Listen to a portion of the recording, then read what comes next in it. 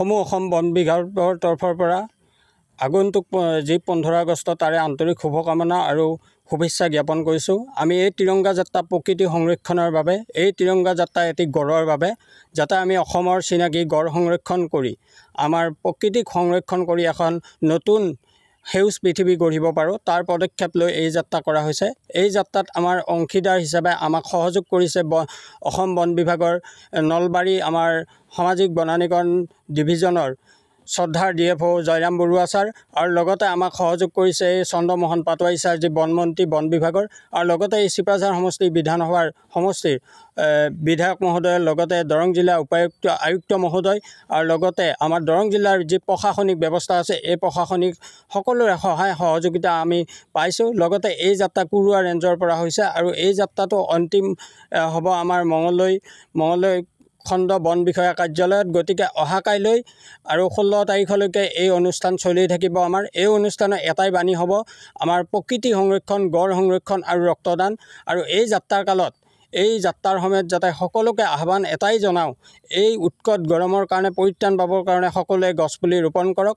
ইতিমধ্যে মই সমগ্ৰ অসম 35টা জিলা খোজকাঢ়িছোঁ এই প্ৰকৃতি সংৰক্ষণলৈ, আৰু অসমক প্ৰতিনিধিত্ব কৰি দিল্লীলৈকেও খোজকাঢ়িছোঁ। মুঠ 7,000 কিলোমিটাৰ মই ইতিমধ্যে খোজকাঢ়ি অতিক্ৰম কৰিছোঁ। গতিকে মোৰ যি উদ্দেশ্য, যি আমাৰ উদ্দেশ্য, অকল মোৰেই নহয়, আমাৰ উদ্দেশ্য, আমাৰ অসম বন বিভাগৰ উদ্দেশ্য সফল হয়।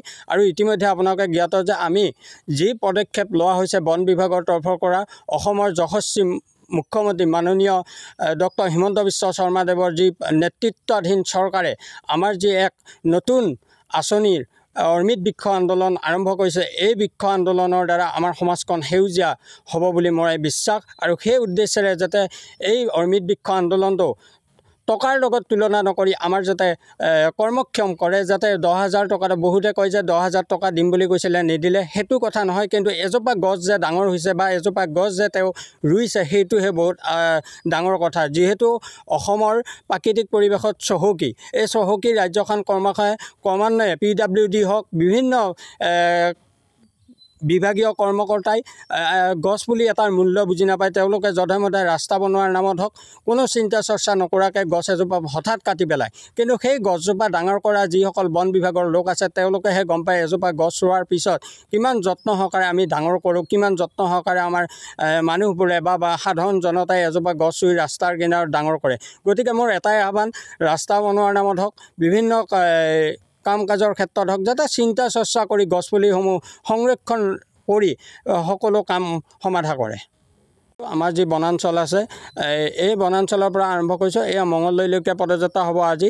আৰু অহাকালি আমি 15 আগষ্ট উপলক্ষে আমি গান্ধী মৈদামত উপস্থিত হ'ম। ইতিমধ্যে দৰং জিলা আয়ুক্ত মহোদয়ে ইতিমধ্যে জনাইছে, তালৈকে মাতিছে, আমি তাত উপস্থিত হ'ম। আৰু নেক্সট অহাকালি যদি সময় গোটেইখিনি সুবিধাজনকভাৱে মিলিত হয়, প্ৰকৃতিয়ে যদি আমাক সহায় কৰে, পুনৰ কাইলৈ দুপৰীয়া টাইমত আমি মঙলদৈৰ পৰা উভতিম, আৰু নহ'লে 16 তাৰিখে ৰাতিপুৱা উভতিম।